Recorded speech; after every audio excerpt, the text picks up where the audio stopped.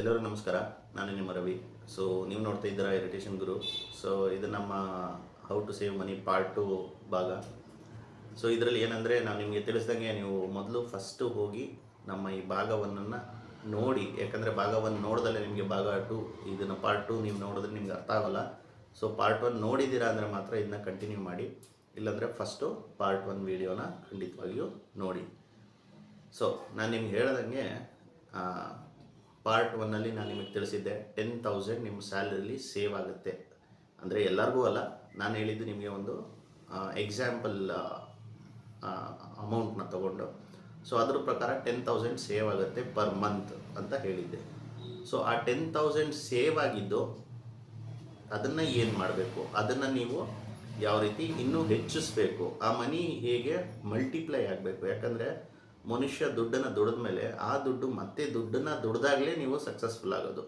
ಇಲ್ಲಾಂದರೆ ನೀವು ಬರೀ ನೀವು ದುಡ್ಡು ದುಡಿತಾ ಇರ್ತೀರ, ಆ ದುಡ್ಡನ್ನ ನೀವು ಖರ್ಚು ಮಾಡ್ತಾ ಇರ್ತೀರ ಅಂದರೆ ನೀವು ಯಾವ ರೀತಿ ಮಿಡಲ್ ಕ್ಲಾಸಲ್ಲಿ ಇರ್ತೀರ, ಇಲ್ಲ ಬಡವರಾಗಿರ್ತೀರೋ ಅದೇ ಜಾಗದಲ್ಲಿ ಇರ್ತೀರ. ಯಾವಾಗ ನಿಮ್ಮ ದುಡ್ಡು ಮತ್ತೆ ಅದು ದುಡ್ಡು ಮತ್ತೆ ದುಡ್ಡು ದುಡಿಬೇಕು, ನೀವು ಬರೀ ದುಡ್ಡು ದುಡಿದ್ರೆ ಸಾಲದು, ದುಡ್ಡು ಕೂಡ ದುಡ್ಡನ್ನ ದುಡಿಬೇಕಾಗುತ್ತೆ. ಆವಾಗ ನೀವು ನಿಮ್ಮ ಒಂದು ಗೋಲ್ಸ್ ಏನಿರುತ್ತೆ ಅದನ್ನು ಅಚೀವ್ ಮಾಡೋದು ಈಸಿ ಆಗುತ್ತೆ. ಸೊ ಆ ಕಾರಣಕ್ಕೋಸ್ಕರನೇ ನಾನು ನಿಮ್ಗೆ ಈ ವಿಡಿಯೋ ಮಾಡ್ತಾ ಇರೋದು. ಸೊ ನಾನು ನಿಮ್ಗೆ ಹೇಳ್ದಂಗೆ 2 ಸೇವಿಂಗ್ ಅಕೌಂಟ್ ಆಲ್ರೆಡಿ ಮಾಡಿಸಿದ್ದೀನಿ ನಿಮ್ಮ ಕೈಲಿ ಈಗ ಹೇಳಿ. ಸೊ 2ನೇ ಸೇವಿಂಗ್ಸ್ ಅಕೌಂಟಲ್ಲಿರುವಂಥ 10,000 ಒಂದು ತಿಂಗಳಿಗೆ ನೀವು ಸೇವ್ ಮಾಡಿದ್ದೀರಾ. ಸೊ 1 ವರ್ಷಕ್ಕೆ 1,20,000 ನಿಮ್ಮ ಅಕೌಂಟಲ್ಲಿ ಸೇವ್ ಆಗಿದೆ. ಸೊ ಆಲ್ರೆಡಿ ನೀವು 1,20,000 ಒಂದು ವರ್ಷಕ್ಕೆ ಸೇವ್ ಮಾಡಿದ್ದೀರಾ. ಸೊ ಈಗ ಸರ್ 1,20,000 ಸೇವ್ ಆಯಿತು, ಈಗ ನಾನೇನು ಮಾಡಲಿ ಸರ್ ಅಂತ ನಿಮ್ಮ ಪ್ರಶ್ನೆ. ಸೊ ನಾನು ನಿಮ್ಗೆ ಹೇಳೋದೇನು, ಯಾತಕ್ಕೆ ನಾನು ನಿಮ್ಗೆ ಅಕೌಂಟ್ ಓಪನ್ ಮಾಡಿ ಅಂತ ಹೇಳಿದೆ ಅಂದರೆ, ಕೆಲವರು ಅನ್ಬೋದು ಸರ್ ನಾನು ಡ್ರಾ ಮಾಡಿ ಮನೇಲಿ ಇಟ್ಟರು 1,20,000ನೇ ಅಲ್ವಾ ಸರ್, ಯಾಕೆ ನನ್ನ ಅಕೌಂಟ್ಗೆ ಹಾಕಬೇಕು.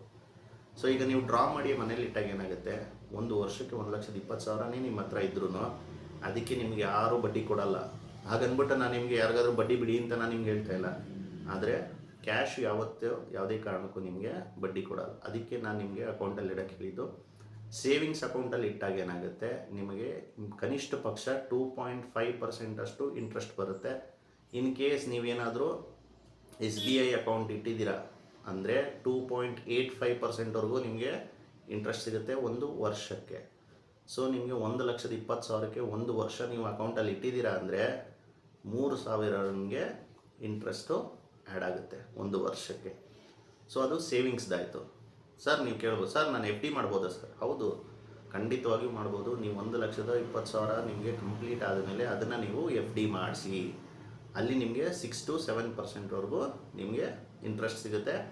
ಅದು ಕೂಡ ಉಪಯುಕ್ತವಾದದ್ದು. ಆದರೆ ನಾನು ನಿಮ್ಗೆ ಏನಕ್ಕೆ ಇದನ್ನು ಹೇಳ್ತೀನಿ ಅಂದರೆ, ನೀವು ಯಾವಾಗ ಬೇಕಾದ್ರೂ ಡ್ರಾ ಮಾಡ್ಕೋಬೋದು. ನೀವು FDಲಿ ಇಟ್ಟಾಗ ಏನಾಗುತ್ತೆ, ಒಂದು ಪರ್ಟಿಕ್ಯುಲರ್ ಅಮೌಂಟು ಪೀರಿಯಡ್ಗೆ ಲಾಕ್ ಆಗಿಬಿಡ್ತೀರಾ. ಆ ಅಮೌಂಟಲ್ಲಿ ನೀವು ಡ್ರಾ ಮಾಡಿದಾಗ ಏನಾಗುತ್ತೆ, ಸಮ್ ಅಮೌಂಟ್ ಟ್ಯಾಕ್ಸು ಅಥವಾ ನಿಮಗೆ ಫೈನ್ ಅಂತ ಬೀಳ್ಬೋದು. ಆ ರೀಸನ್ಗೋಸ್ಕರ ಸೊ ನಿಮ್ಗೆ ಅದೇನು ತೊಂದರೆ ಇಲ್ಲ ಸರ್ ನಾವು ಇಡ್ತೀವಿ ಅನ್ನೋದಾದರೆ ಖಂಡಿತವಾಗಿಯೂ FD ನಿಮಗೆ ಪ್ರಾಫಿಟಬಲ್. ಸೊ ಅವಾಗ FDಗೆ ಇಡ್ಬೋದು. ಇಲ್ಲ RD ಕೂಡ ಬರುತ್ತೆ, RD ಕೂಡ ನೀವು ಡಿಸೈಡ್ ಮಾಡ್ಬೋದು, ರಿಕರಿಂಗ್ ಡೆಪಾಸಿಟ್ಸ್. ಸೊ ಇದಿಷ್ಟ ಆಯಿತು. ಈಗ ಕ್ಯಾಶ್ ಏನಕ್ಕೆ ಇಡಬಾರ್ದು ಅಂತ ಹೇಳಿದ್ದೀನಿ, ಸೆಕೆಂಡ್ ಅಮೌಂಟ್ ಇರೋದನ್ನು ನೀವು ಏನಕ್ಕೆ ಅಕೌಂಟಲ್ಲಿ ಇಡಿಸ್ದೆ ಅಂತ ಕೂಡ ಹೇಳಿದ್ದೀನಿ. ಇನ್ನು 3ನೇದು, ಸರ್ ನಾವು ಮ್ಯೂಚುವಲ್ ಫಂಡ್ಸು ಅಥವಾ ಏನಾದರೂ SIPs ಅಥವಾ ಶೇರ್ಸಲ್ಲಿ ನಾವು ಇನ್ವೆಸ್ಟ್ ಮಾಡ್ಬೋದಾ? ಖಂಡಿತವಾಗಿಯೂ ಇನ್ವೆಸ್ಟ್ ಮಾಡಿ. ಆ ರೀಸನ್ಗೆ ನಾನು ನಿಮ್ಗೆ ಹೇಳಿದ್ದು, ಇನ್ವೆಸ್ಟ್ಮೆಂಟ್ಗೆ ಅಂತ ಕೂಡ ಇದನ್ನು ಉಪಯೋಗಿಸ್ಕೋಬೋದು. ಆದರೆ ಅದರ ನಾಲೆಜ್ ಇದ್ದರೆ ಮಾತ್ರ ಉಪಯೋಗಿಸ್ಕೊಳ್ಳಿ. ಜೊತೆಯಲ್ಲಿ ನೀವು ಅಂಥದ್ದಕ್ಕೇನಾದರೂ ನೀವು ಕೈ ಹಾಕ್ತೀರಾ ಅಂದರೆ ಕನಿಷ್ಠ ಪಕ್ಷ 10 ರಿಂದ 15 ವರ್ಷ ಇನ್ವೆಸ್ಟೆಡ್ ಆಗಿರಬೇಕು. ನೀವು ಯಾವುದೇ ಕಾರಣಕ್ಕೂ ಅದಕ್ಕೆ ಮುಂಚೆ ಅದರಲ್ಲಿ ದೊಡ್ಡ ಅಮೌಂಟ್ ರಿಟರ್ನ್ ಸಿಗುತ್ತೆ ಅಂತ ಮಾತ್ರ ಎಕ್ಸ್ಪೆಕ್ಟೇಷನ್ಸ್ ಇಟ್ಕೊಡ್ಬೇಡಿ.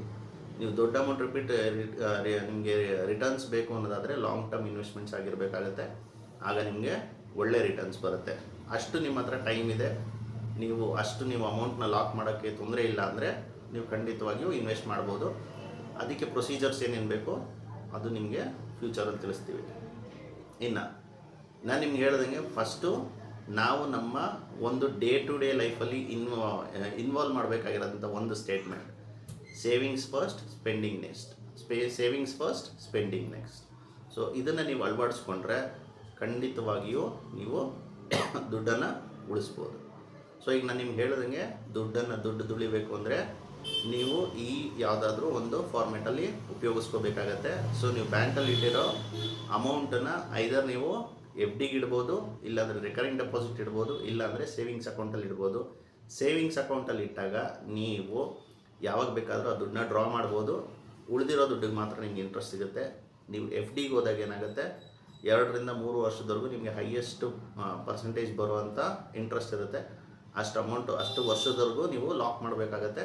ಅದಕ್ಕೆ ಮುಂಚೆ ಡ್ರಾ ಮಾಡಿಕೊಂಡ್ರೆ ನಿಮಗೆ ಫೈನ್ ಆಗಲಿ ಟ್ಯಾಕ್ಸಿಂಗ್ ಆಗಲಿ ಬರುತ್ತೆ. ಸೊ ಆ ಕಾರಣದಿಂದ ನೀವು ಎಫ್ ಡಿಗೆ ಹೋಗಿ ಮುಂಚೆ ಯೋಚನೆ ಮಾಡ್ಬೋದು. ಸೊ ಇದು ನಮ್ಮ 2ನೇ ಭಾಗ ಆಗಿತ್ತು. ಸೊ ಈ ವಿಡಿಯೋದಲ್ಲಿ ನಿಮಗೆ ಮಿನಿಮಮ್ ನಾಲೆಜ್ ಬಂದಿದೆ ಅಂತ ನಿಮ್ಗೆ ಅನಿಸಿದ್ರು, ಸೊ ಮ್ಯಾಕ್ಸಿಮಮ್ ಬಹಳಷ್ಟು ಜನಕ್ಕೆ ಇದು ರೀಚ್ ಆಗಲಿ, ಅವ್ರಿಗೆ ಕೂಡ ಅವರು ಇನ್ವೆಸ್ಟಿಂಗ್ ಅಥವಾ ಬ್ಯಾಂಕಲ್ಲಿ ಇಡುವಂಥದ್ದನ್ನ ವಿಚಾರಗಳು ತಿಳ್ಕೊಳ್ಳಿ. ಇಷ್ಟು ಹೇಳ್ತಾ ಇವತ್ತಿನ ವಿಡಿಯೋ ಮುಗಿಸ್ತೀನಿ. ಧನ್ಯವಾದ.